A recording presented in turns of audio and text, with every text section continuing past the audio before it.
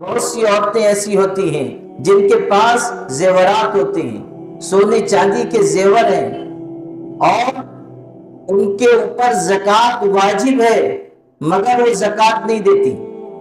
زکوٰۃ واجب ہے، وہ یہ سمجھتی ہیں کہ زیور پر کیسی زکوٰۃ، یا یہ خیال کرتی ہیں کہ شوہر اس کی زکوٰۃ نکالے گا۔ نہیں، جب ملکیت عورت کی ہے اس کو زکوٰۃ نکالنی ہے۔ یہ اور بات ہے کہ شوہر اپنی طرف سے اس کو پیسہ دے دے کہ تم نکال دو، لیکن زکوٰۃ دینا ضروری ہے۔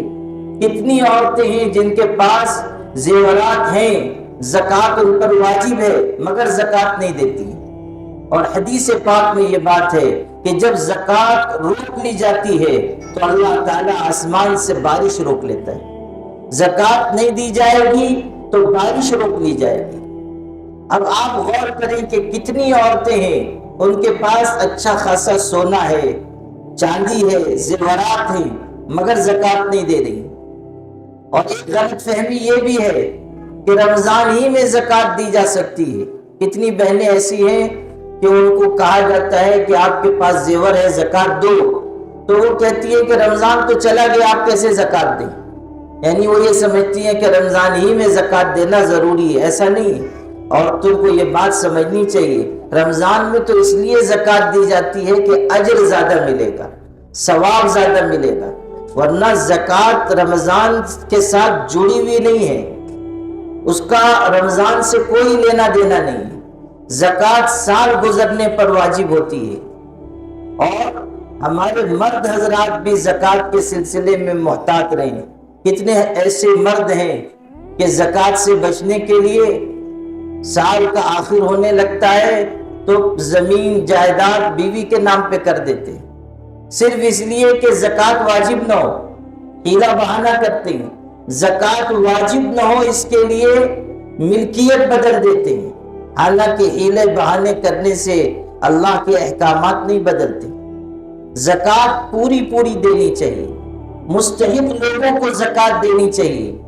ہر مانگنے والا مستحق نہیں ہوتا، بعض تو ایسے بھی مانگنے والے ہوتے ہیں کہ جتنا آپ کے پاس ہے اس سے زیادہ ان کے پاس ہے، اور آپ انہی کو زکوٰۃ دے رہے ہیں، زکوٰۃ ادا نہیں ہوگی۔ زکوٰۃ کے لیے دو باتیں ضروری ہیں، ایک تو بالکل حساب کر کے زکوٰۃ دیجیے، اندازے سے نہیں، حساب کر کے دیجیے کہ اتنا مال میرے پاس ہے اور زکوٰۃ اتنی بنتی ہے، اور کچھ زیادہ آپ دیجیے۔ اور دوسرے یہ کہ مستحق تک پہنچائیے۔ اگر آپ کی زکوٰۃ مستحق تک نہیں پہنچے گی آپ کی زکوٰۃ ادا نہیں ہوگی۔ ہر آدمی جو آپ کے دروازے پہ آ کے کہہ رہا ہے اللہ کے نام پہ دو، آپ دے رہے ہیں زکوٰۃ اس کو، یہ نہیں صحیح ہے۔ تحقیق کر کے دیجیے کہ واقعی یہ زکوٰۃ کا حقدار ہے۔ زکوٰۃ صحیح طریقے سے نکالنا اور حقدار تک پہنچانا دونوں بات ضروری ہے۔ اور زکوٰۃ دینے میں یا خرچ کرنے میں آدمی کو بخل سے کام نہیں لینا چاہیے۔ اگر ہم بخل کریں گے تو اللہ تعالیٰ کوئی آفت ڈال دے گا، کوئی مصیبت ہم پر آ جائے گی۔ اس لیے کبھی بخل سے کام نہ لیں، کنجوسی سے کام نہ لیں۔ اللہ کے راستے میں دینے سے مال بڑھتا ہے، گھٹتا نہیں۔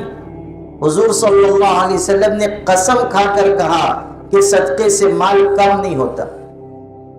اور زکوٰۃ تو مال کا میل کچیل ہے، آپ نہیں دیں گے تو آپ کے مال پر آفت آئے گی۔ جو لوگ زکوٰۃ پوری دیتے ہیں اللہ ان کے مال کی حفاظت کرتا ہے۔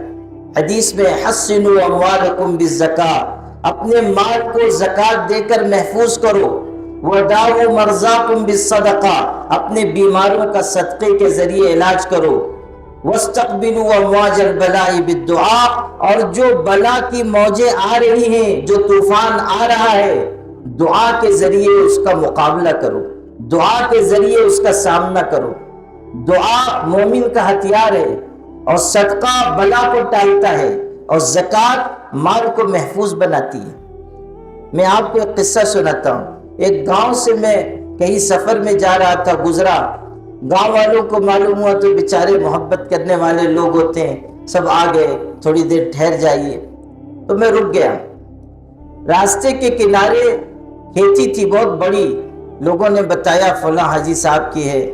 اور وہ بہت محبت کرتے ہیں، علماء سے بہت تعلق رکھتے ہیں، وہ بھی بیچارے خبر لگی ان کو جلدی سے آئے۔ تھوڑی دیر میں رہا، کہیں جا رہا تھا، واپسی ادھر ہی سے ہونی تھی، تو انہوں نے کہا کہ رات کو کھانا یہاں کھا لیں۔ اچھا، وہ جو تھے حاجی صاحب، ان کو دیکھ کر مجھ کو اندازہ ہوا کہ نیک آدمی ہے، چہرے سے پتہ چلتا تھا۔ حالانکہ پڑھے لکھے نہیں تھے، کچھ بھی پڑھے لکھے نہیں، لیکن نیک اور دیندار شخص تھے، علماء سے محبت کرنے والے۔ تو میں نے کہا کہ ٹھیک ہے، واپسی میں رک جاؤں گا۔ جب واپس ہوا تو لوگوں نے ان کے بارے میں تفصیل بتائی، کچھ میں نے ان سے بھی پوچھی۔ پتہ یہ چلا کہ اتنی بڑی ان کی کھیتی ہے، اللہ نے نوازا ہے، اور ہر سال پوری زکوٰۃ دیتے ہیں، خوب اللہ کے راستے میں خرچ کرتے ہیں۔ میں نے ان سے پوچھا کہ آپ نے اس کی کیا برکت دیکھی؟ تو کئی باتیں انہوں نے بیان کی، لیکن ایک قصہ آپ کو سناتا ہوں۔ کہنے لگے کہ آپ نے میرا کھیت دیکھا، بالکل سڑک کے کنارے ہے، اور آپ نے دیکھا ہوگا کوئی دیوار نہیں ہے، وال کمپاؤنڈ نہیں ہے، کوئی تار نہیں ہے، اور میرے کھیت میں ایسا نہیں ہے کہ گیہوں چاول اگتا ہے کہ لوگ چرانے میں ان کو دلچسپی نہ ہو۔ میرے کھیت میں عام طریقے پہ پھل لگتے ہیں، انار کی فصل لگتی ہے، اور جب انار پک جاتے ہیں تب بھی ایک انار بھی میرا چوری نہیں ہوتا، حالانکہ کوئی دیوار نہیں ہے، کوئی رکاوٹ نہیں ہے، کوئی چوکیدار بھی نہیں ہے۔ کہنے لگے کہ ایک دفعہ ایسا ہوا کہ انار کی فصل بالکل تیار تھی، اور کئی ایکڑ میں انار لگے ہوئے تھے۔ کچھ چور کئی ٹرک لے کر آ گئے، اور رات کے وقت گھس گئے، کوئی چوکیدار بھی نہیں، کوئی پہرے دار بھی نہیں۔ کہنے لگے کہ وہ سب انار توڑ کے بوریوں میں جو ساتھ میں لے کر آئے تھے انہوں نے بھرا، اور ٹرک لے کر آئے تھے کہ اس میں سوار کر کے لے کے بھاگ جائیں گے۔ لیکن جب بوریوں میں بھر چکے اور لے کر جانے کا وقت ہوا تو اچانک کہیں سے ایک بہت خوفناک اژدہا نکلا، سانپ، اور اس نے ان چوروں کو دوڑایا۔ وہ سب سر پہ رکھ کر بھاگے، اور وہ جو بوریوں میں سب انار بھرا ہوا تھا سب چھوڑ کر اپنا ٹرک لے کر بھاگ گئے۔